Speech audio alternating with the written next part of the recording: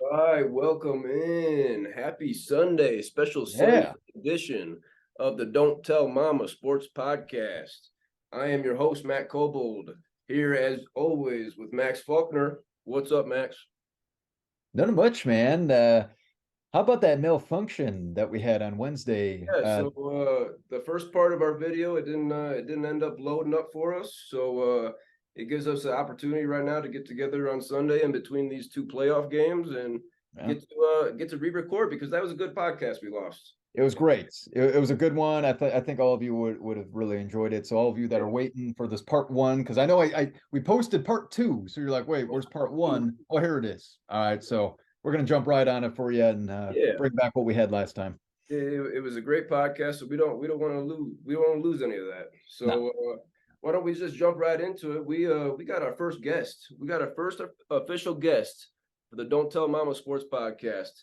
He is the reigning back-to-back Queef of the year, last place in our league. Back-to-back last place finish. Queef Sam. How are you, sir? Good. How are you? That's Sam. Good, pretty good. Appreciate it. Welcome. First official guest of the Don't Tell Mama Sports Podcast. Big Colts fan right here. He bleeds blue. If you asked him what color he bled, it'd be blue. It's blue. He went to Ball State University. Chirp, chirp. Go Cardinals. Cardinals. Okay, Cardinals. But the reason he's here today is because he's the back-to-back Queef of the year. Last place. The last 2 years, playoffs included, he's 9-25. 9-25 record these last 2 years. He's been in our league actually 4 seasons. Is he the freshest? He's the freshest guy in our league, I believe. I think so. Man, it's been 4 years already. Yeah, 4 years four since wow. 4 years, but the first season he made the playoffs. Surprise rookie year. Yeah, got blown out by me in the first round. Okay, he couldn't handle that smoke first round, but then he comes back next year in the COVID season. Team name COVID Queefingtons. It's a good name.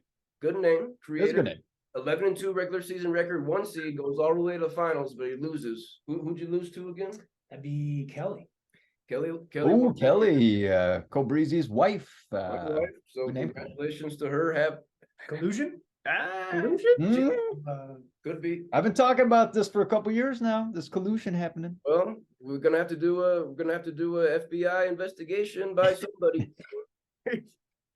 But she's got a championship and I don't, so I'm jealous. But That's true. But back to Sam. Those first 2 years, he started out pretty hot. These last 2 years, what do you chop it up to? A 9-25 record these last 2 seasons combined.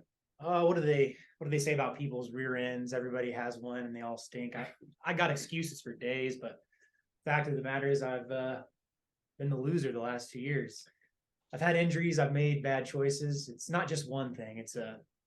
I respect that. Yeah. I respect that. Not wanting to make excuses.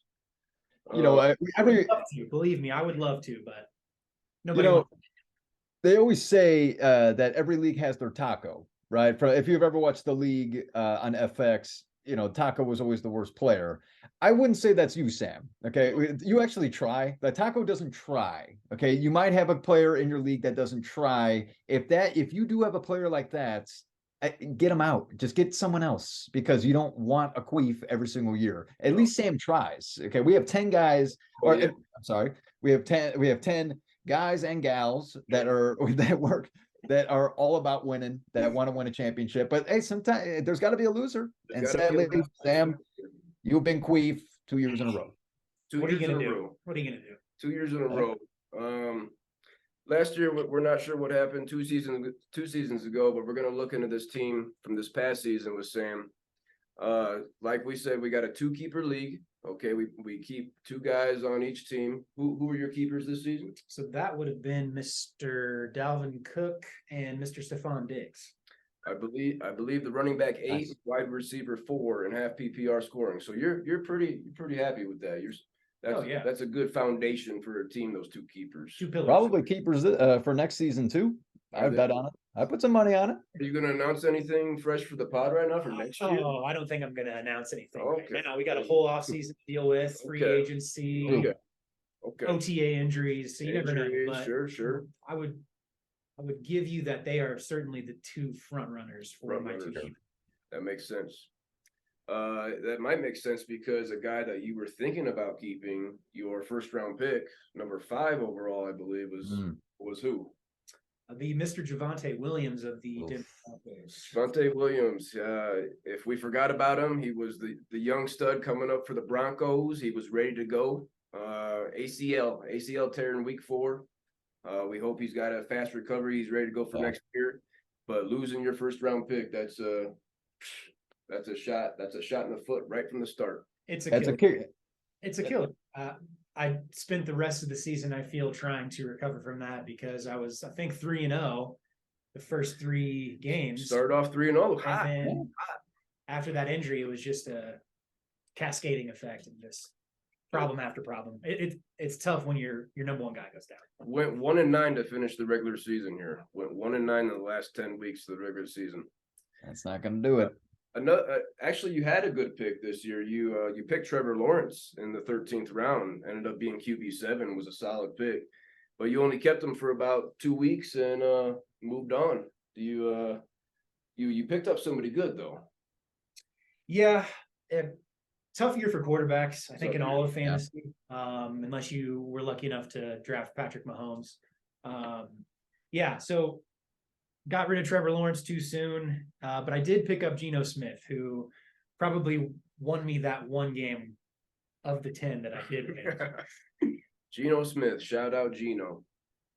Another good pick. Last selection that we're going to look at from your draft was your last pick, your defense. You picked the Patriots defense, finished number 1, but dropped them about a week and a half into the season, real early. No patience with the Pats. Got nervous early. Got nervous early. Might have been a Bills matchup or a Dolphins matchup that scared you.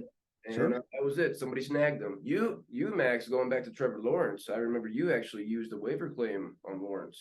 I did. As soon as I saw him available, I was like, I got to get this guy right now because Russell Wilson was my quarterback that I drafted. And within those first few weeks, I was like, something don't seem right here in Denver. I'm going to have to get a better backup here. And boom, I snagged Trevor Lawrence up quite quickly. And he ended up being my starter for multiple weeks. I couldn't tell you how many weeks, but he was my guy, Trevor Lawrence, man. He almost beat Patty Mahomes last night. Almost. He almost, lost by a touchdown. That was a good game. Moving on to a little more talk about Sam's team this season. He made a couple trades. So like we were talking earlier, he's not a taco. He's making moves out here. Yeah. We got guys in our league that are afraid to trade, that don't want to trade. Sam's out here making multiple trades. Okay, so he's no taco. But one move that he made was trading George Kittle. Okay, he got ants in his pants again. He got nervous. I don't know. He was confident in Gerald Everett maybe. But who did you end up trading George Kittle for? I believe I traded George Kittle for the unfortunate running back who left the Jaguars, went to the Jets, and James Robinson. Essentially, James Robinson in half PPR scoring finished the season as RB 47. Okay, this is while George Kittle was tight end too.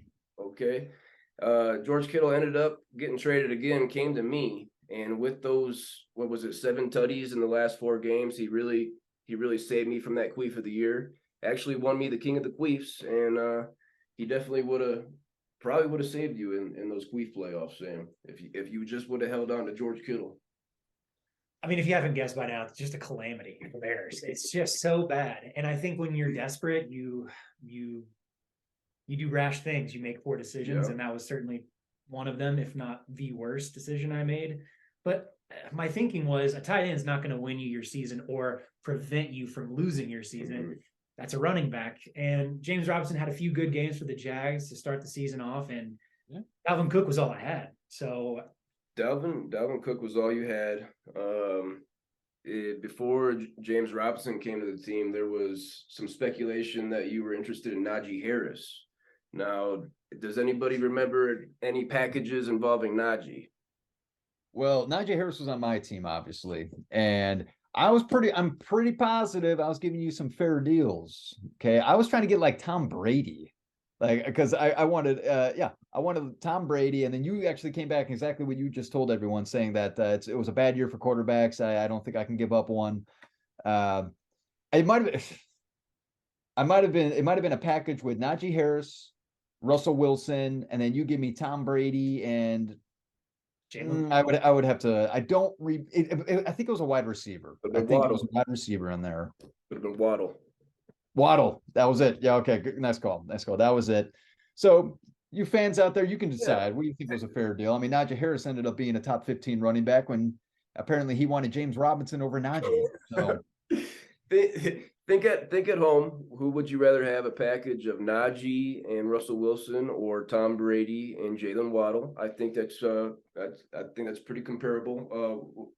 What would you say? My response to that would just be timing is everything. There's a reason, Max, that you were willing to part ways with Mr. Najee Harris. He was not too hot at the time. He ended the season pretty well, but sure. Reason you were willing to give him up at the time, I think. That's all. Sure. That was smart thinking there. Smart thinking.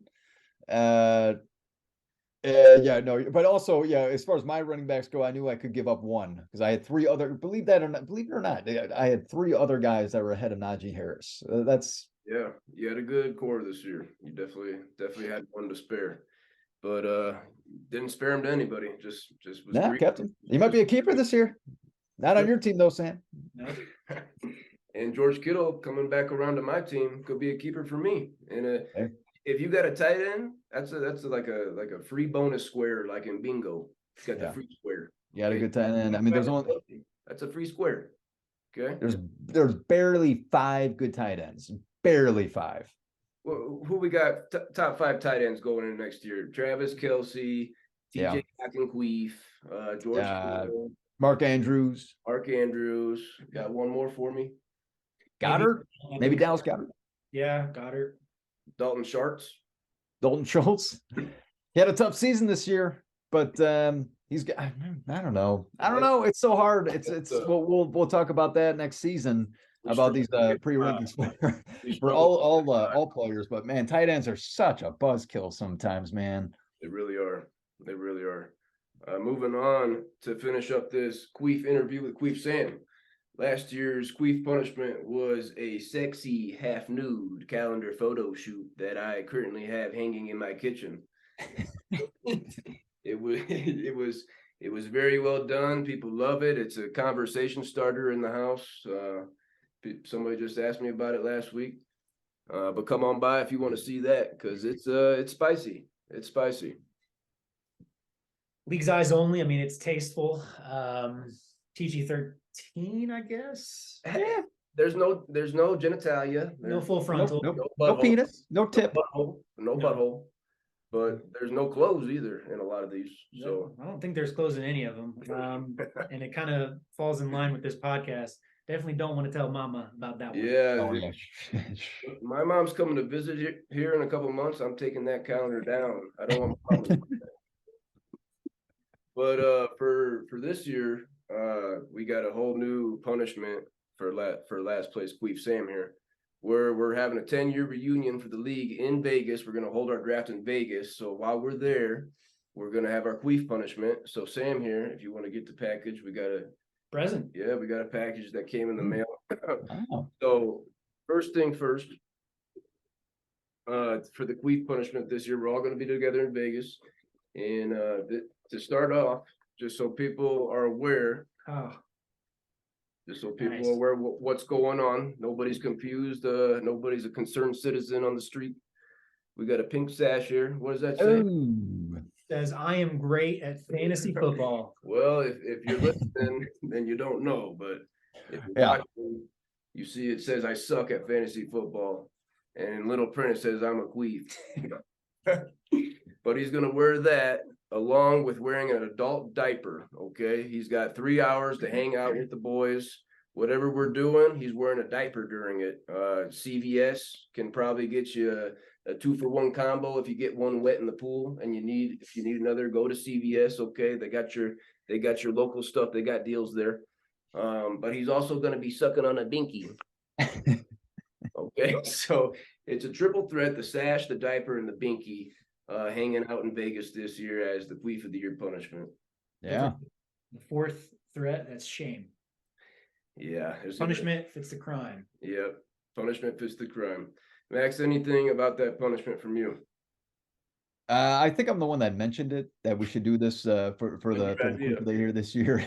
So I'm glad we're doing it.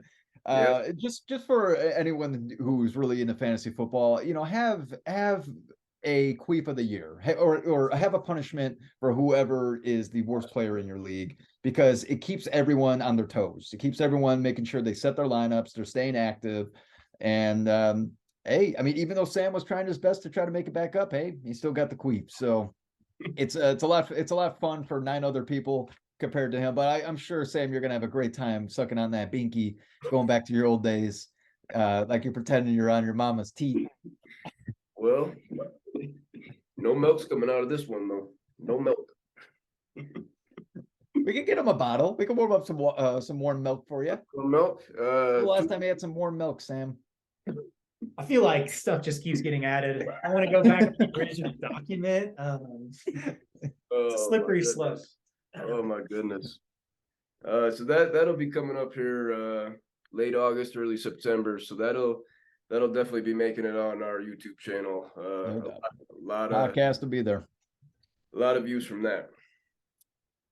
Anything else from the Queef of the Year, Sam? I don't know that there's much else to be said. Just hope to come back next year better. I'd love to make the playoffs, but I just think avoiding being in last place would be a start. Can be some changes. I think I'm going to take a Indianapolis Colts approach, just clean house and Go Colts. Extensive head coach search and Fuck the Colts. Different draft strategy. I don't know. Yeah, this can't happen again. Like 3 is you can't come back from 3. 3's never happened. 3's never happened. Triple crown. Oof. Wow. Okay, moving on to our B block of the week. We've tossed around in the past the idea of throwing together a top 5 coaches poll currently in the NFL. You know, past accolades. You know, who do you want moving forward? But how do we want to start, Max? We want to go from 5 to 1.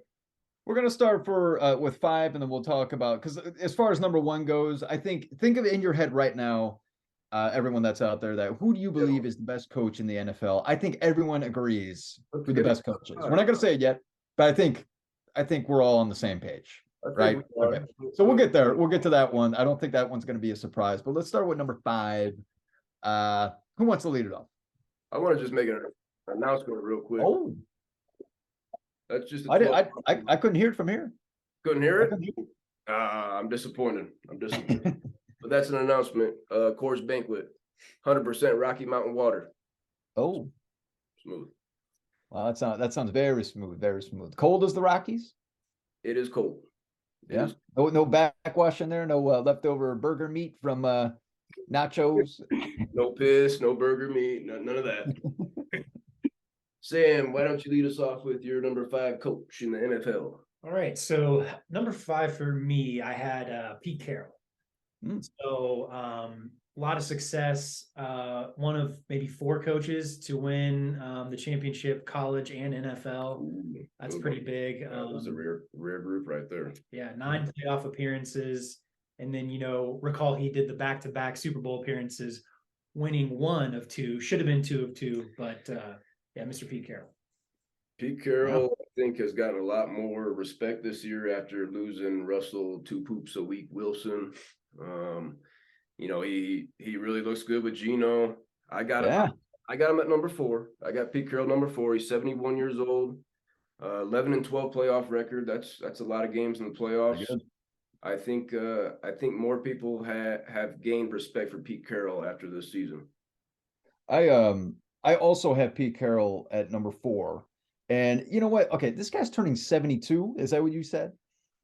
Yeah, I believe he's 71 going on 72. Going on 72. Do you guys see this guy's energy every single game? Running up and down the field. He's on the defensive side. He's on the offensive side, slapping guys on the ass. You know, like this guy is exactly what you want in a coach. He just fires up his team. He shows so much love and appreciation for them as well. One of my favorite coaches to watch. I love the guy. While he chews on that same piece of gum that's probably started at the beginning of the season, then he puts it underneath his bed and wakes up and starts eating it again afterwards. To start the next day. But Pete Carroll's record in regular season is 158 wins, 108 losses, one tie. That's a 59% win rate. This is one of the best coaches by far in the league. Solid. Who you got for number 4, Sam?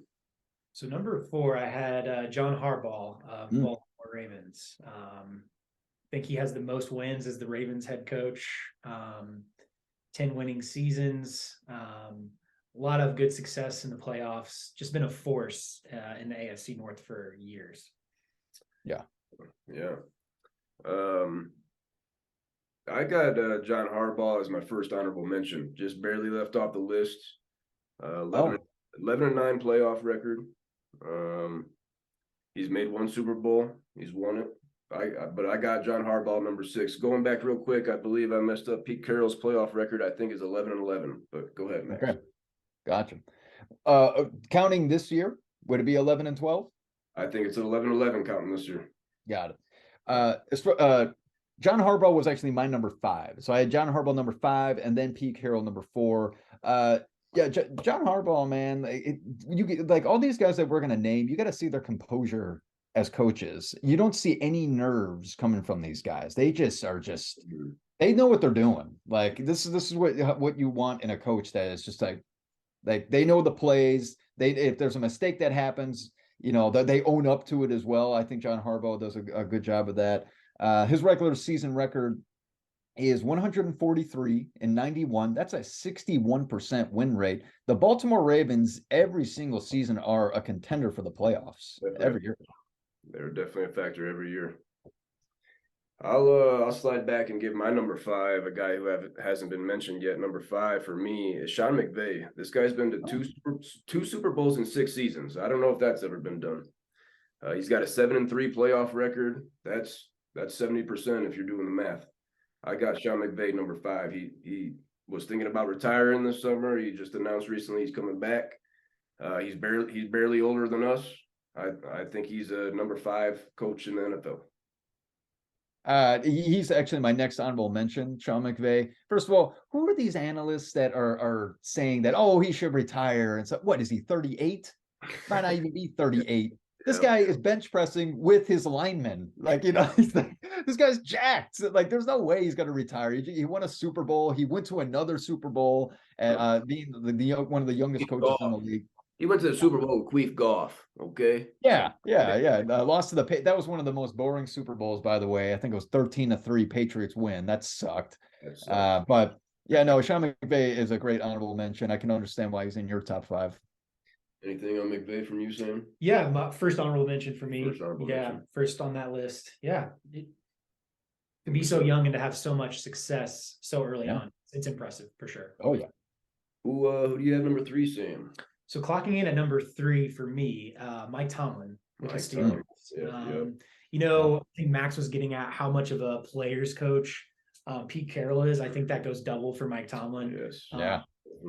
He's a coach, and I feel like, he demands excellence, but I think he's the kind of coach that as a player, you want to play for him. So he's seen a lot of return on that, sort of that philosophy, the way he operates. Lots of winning seasons, Super Bowl success. The list goes on. I believe he's never had a losing season in his 16 seasons in Pittsburgh. He also comes in at number 3 for me, 8-9 playoff record. He gets it done every year with. He had Mitch Queef, Kenny Pickett, and did Mason Rudolph play this year? I don't know, but that's maybe.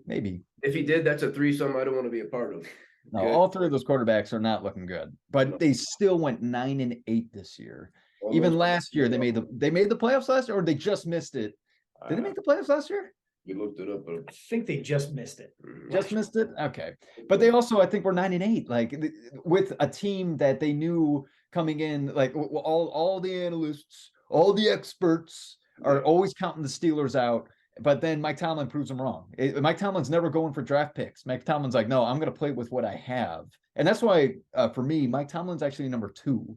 because I have him at number 2, and this top 3 we can obviously fight about. Okay, we can obviously argue about, but I have him at number 2 is because he doesn't have a Patty Mahomes. No.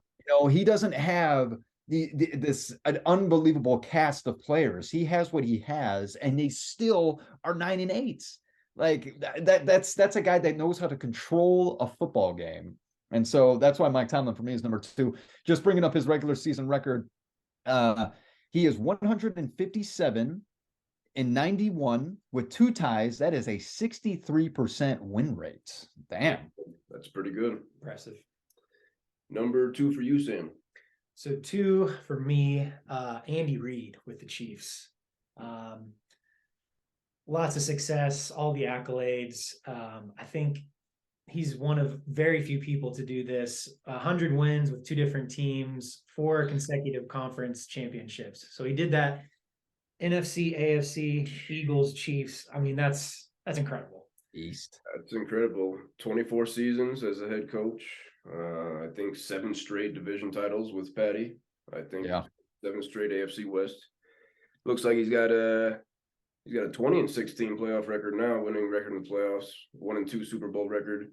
Andy Reid is, we throw around the term offensive genius all the time. Queef Matt Nagy, old Bears coach for you. Matt Nagy, man. Called an offensive genius. He was called an offensive genius. That gets thrown around too much. Andy Reid, that guy's an offensive genius. The kind of trick plays and the kind of fun the team is having. Andy Reid, number 2 for me. He's playing Ring Around the Rosie. Ring around His the players Rosie. are playing Ring Around the Rosie and scoring a touchdown. Oh, totally. Yeah.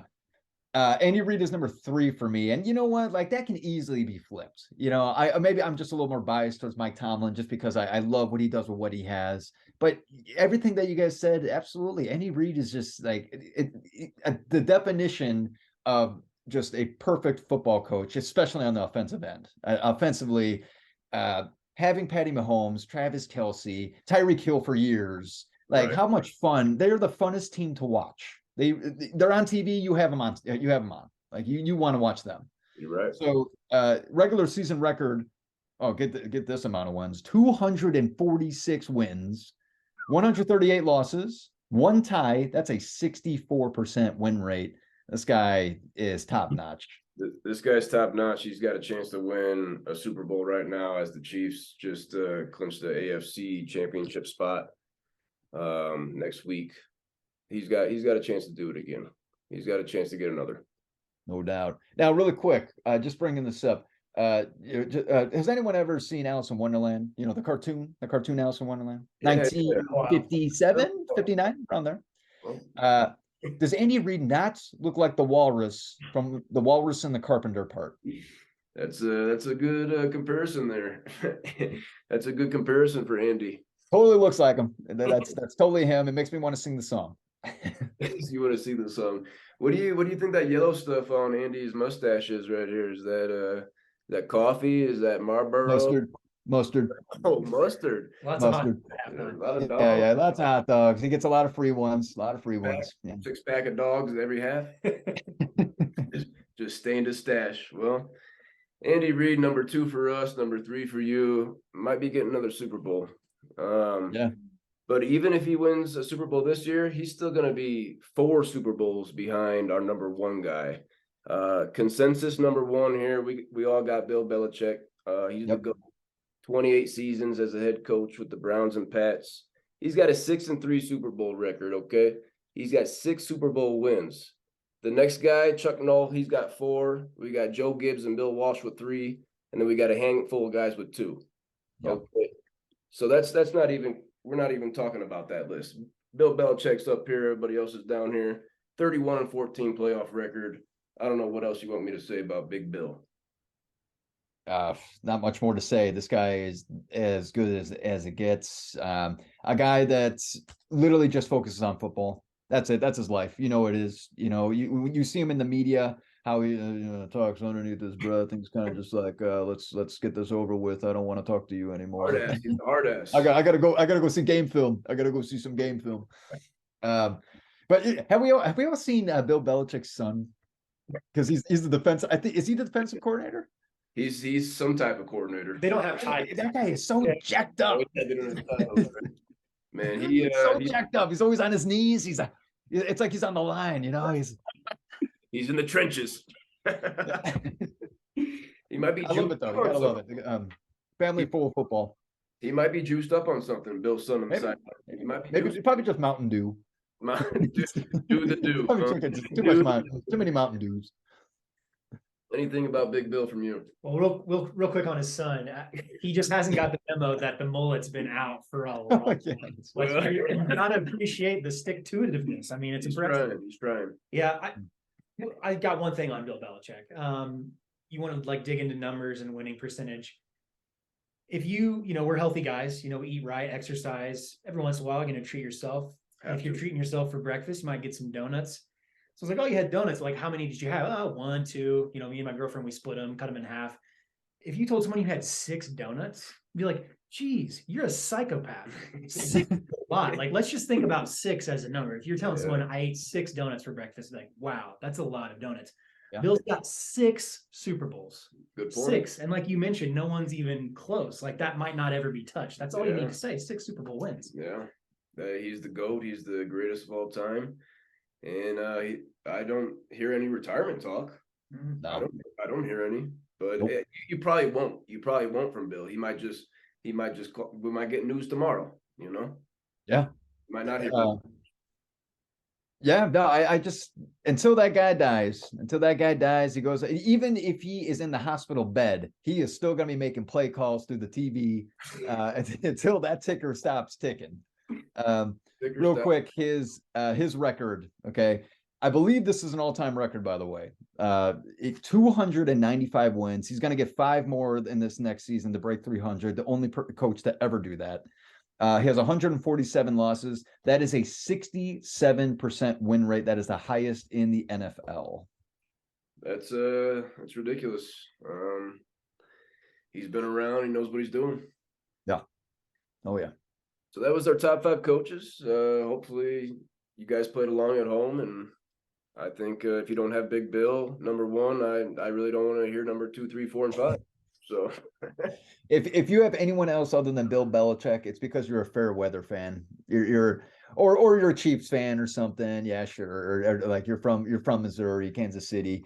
But no way. I think everyone understands that it's so hard to win a Super Bowl. It is so hard to win a Super Bowl. It's the hardest in any sport.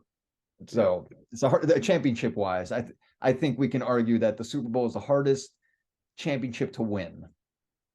I would say so. Yeah, I would say so. There's hardly ever repeat champs. You see Super Bowl hangovers like the Rams this year, not getting like 5 wins or whatever.